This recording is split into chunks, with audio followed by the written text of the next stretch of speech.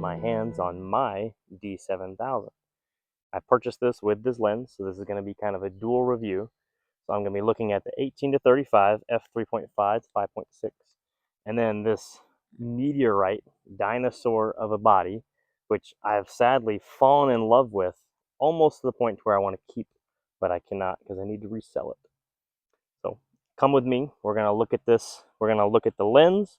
We're going to look at the body. We're going to figure out, is the 16.1 megapixel sensor kind of a downfall of it? Or does it hit that kind of sweet spot of like just old enough, just good enough? And does the professional body kind of still hold up to today's standards? Getting it out of the bag just feels so right. Like it just comes right out. You just kind of take it out, put it together, and man, it just feels so good. I will say the one thing about the lens, whenever I am moving it back and forth, you can feel it's not like a super great lens. It does glide well, and it articulates good, but it just doesn't feel great. And the bayonet is also plastic, which runs the risk of you breaking your bayonet, which happens a lot. Otherwise, it feels really nice. It really does. The body itself, it just has such a feel to it. It is a full magnesium alloy body. All the buttons are perfect and clicky. The dials are super clicky. It just feels correct for the price that it was back then, which was like $2,000 in 2010, I think, 2011, somewhere in there. So it's purely old quality, but it's just so good. And there's a reason they're so beloved by so many people. This camera has been such an interesting experience because when I'm walking around and trudging through the woods, I just feel like I want to just take a picture of something. I'm not searching for that like get me famous photo like I do with my 3400. I'm not super worried about all these type of things. When I grab this, I'm just like, man, I just want to have fun. I want to take pictures. I want to just find something random that looks halfway cool and see what I can do with it. Like finding a lizard on a tree, like just slowly approaching it. It just like, compared to mirrorless, I've used several mirrorless cameras. It just makes you slow down and truly enjoy the camera experience. And I think that's why a lot of people are kind of shifting backwards towards the DSLR kind of build and the idea. It's just such an experience to enjoy. It kind of blows my mind.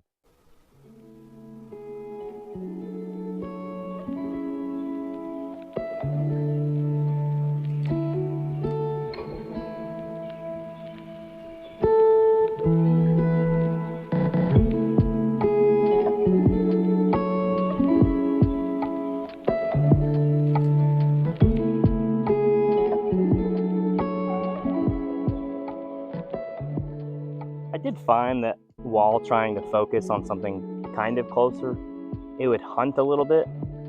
I actually found it a lot easier to focus through the viewfinder rather than the actual the screen. But through the viewfinder, I'll try and show you a little display of what it does, but it highlights all 39 of its focus points, which is crazy considering how old this body is, that it has 39 focus points.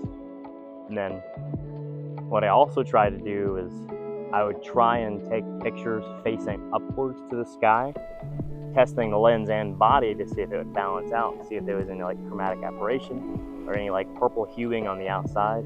I'll show you a cloud picture here. It just did phenomenal. The 16 megapixels does have its limitations, especially if I'm trying to crop. Like, I don't think I'd be trying to crop too much because this is not really meant for cropping, especially with this lens. This is more for like a broader range, like maybe closer animal photography or taking pictures of like leaves and stuff. I was really impressed with the focal length. So it doesn't say the focal length on here, but I was really, oh, it does actually. So I was really impressed with how it did with something really close up. I'll show you the picture of these leaves I took a picture of, or this flower I took a picture of. I was pretty close to those leaves and flowers, and it just did it great. It did track really well, especially when there's a lot of light. It says it's for 1.48 feet, but I was a little closer to that, and it did perfectly fine. I do really enjoy it.